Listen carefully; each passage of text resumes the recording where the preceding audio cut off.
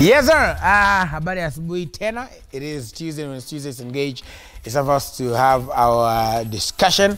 It's good we welcome back Anita Ray. And then we also welcome CJ Atemo. Yes. How you doing, man? A man who, how they say, a well-traveled man. I know. Everything was a success? Yes. Yeah? Everything good. All right. Welcome back. Thank you. Welcome back. Anita Ray, karibu sana. Asante. All right. RB is somewhere. Wherever you are, we touch the screen. Put your hands on my hands. All right. Okay.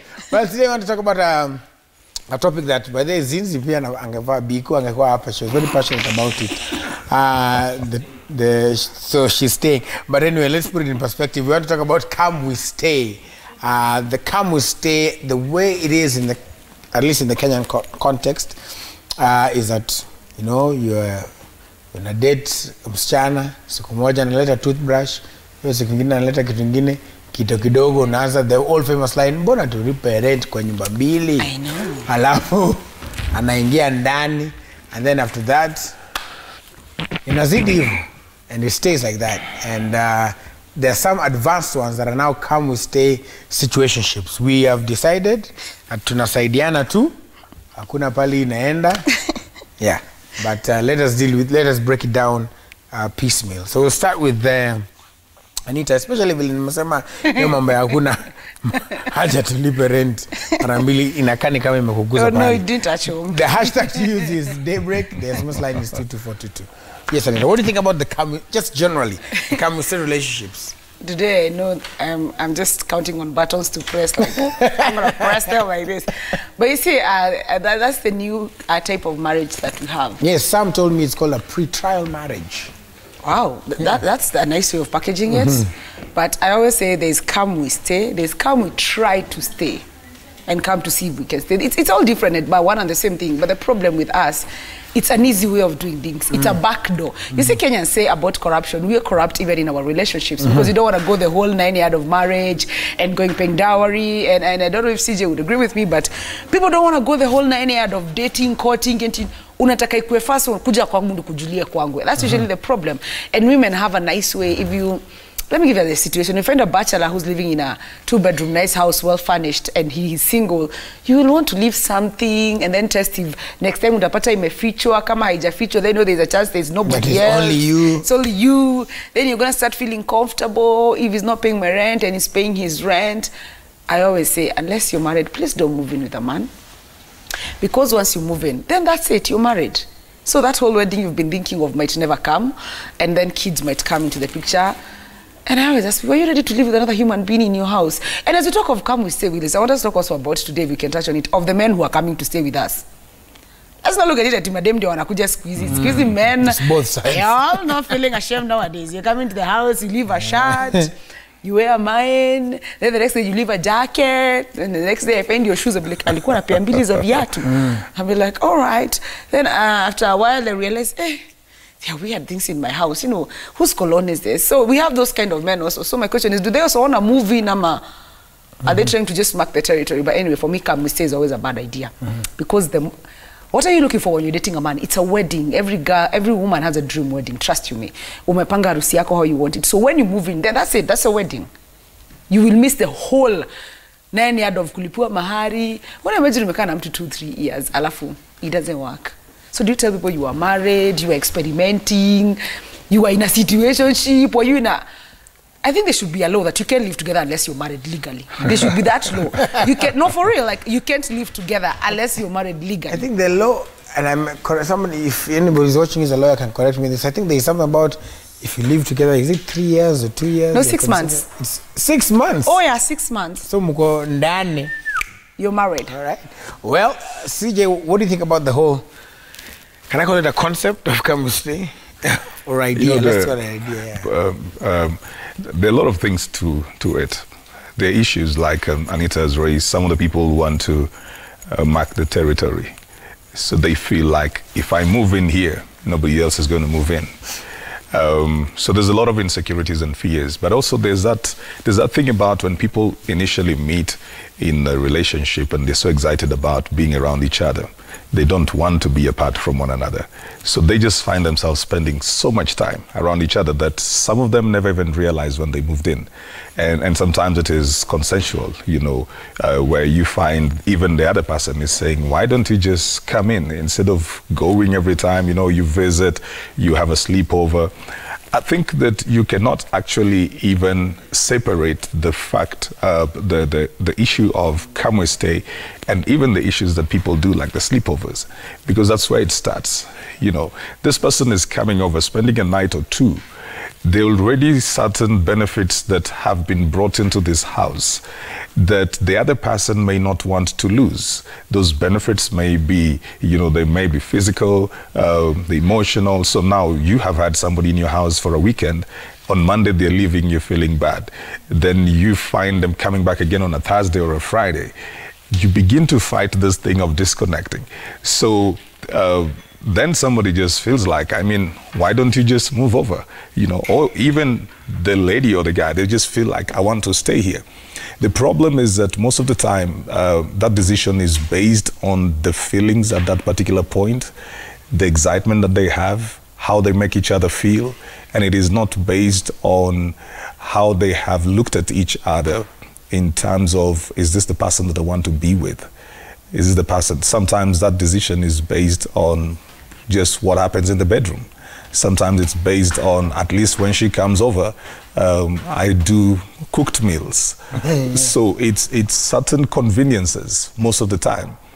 And then when people now begin to stay together, they realize that they've got to deal with more than just those conveniences. And so they're beginning to learn each other. So that's where, you know, that's where Anita says, and I agree with that it is not a very good idea. It's not supposed to be a trying place, because by the time you carry yourself out of it, you've left so much of you in that relationship and in that place, and you will still carry that to the next place.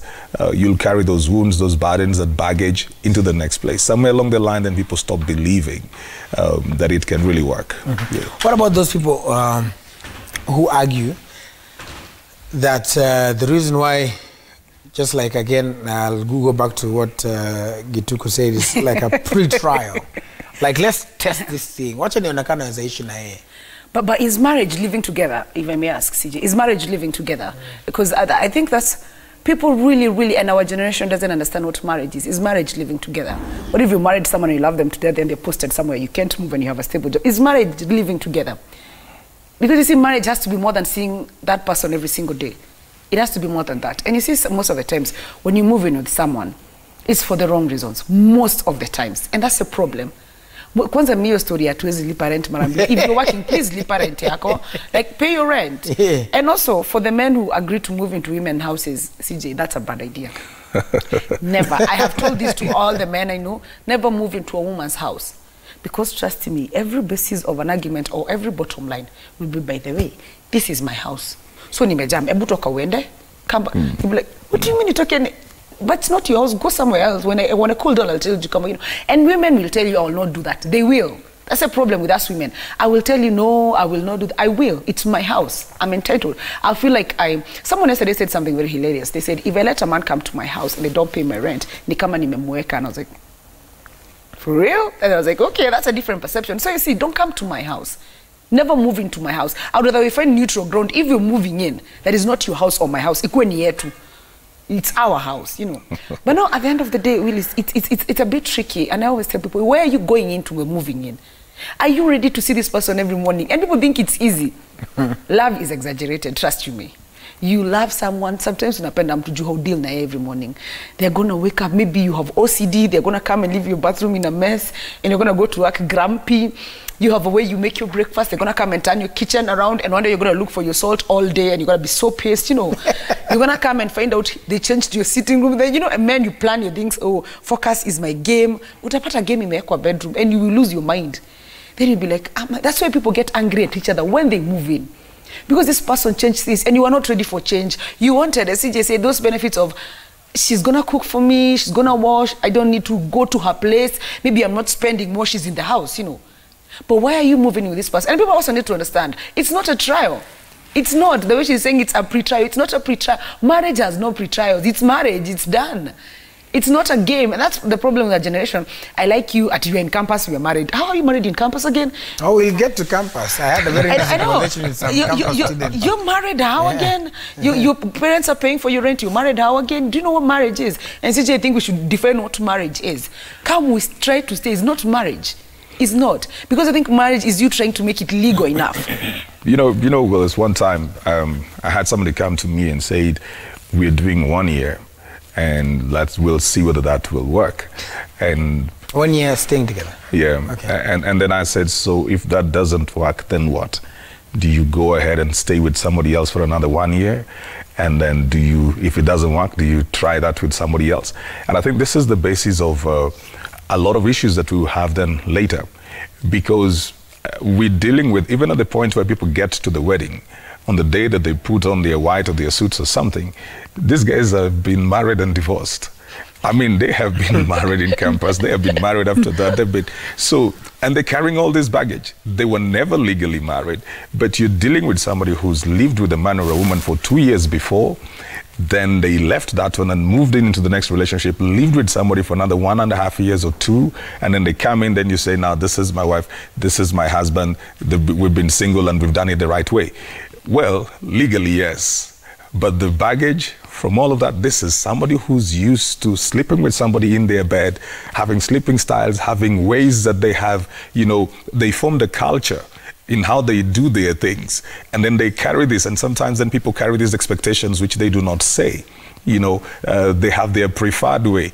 Sometimes they're expecting now the person that they're relating with to be the person they used to be with, and they're not going to say it because they have already tried this before and they have formed something at a system. So you're coming into a preconceived notion of who you're supposed to be. So somewhere along the line, you begin to find like you're not fitting in. You're being blamed for stuff you don't even know. This person is looking for John. They've been with John before for 2 years. John used to cuddle. They're expecting you to cuddle. You're snoring. You're not John. You're not John. He's used to a Susan who used to cook in a certain way. Yeah. You have come in now. You're cooking very differently. He doesn't know how to tell you that you're not cooking like the lady who used to be in here. And so there's a lot of issues that brings because it eliminates the benefit of people creating a new culture.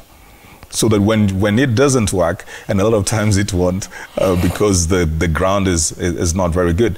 But when it doesn't work, then when people move forward, they're not the same. They're not the same. Somebody else is going to pay for that. Yeah. But there's a lot, and I'm already seeing some of those questions and discussions on Twitter. Somebody saying, but he's saying that hata gari upelekwa test drive kabla ununue. I know that mentality. You know that mentality? And no, I'm just I don't like your tone. Yes. And let's that's a different mentality from this. This is marriage. It's not a car is something you own. You can't own a person. Let's be clear about that, you see.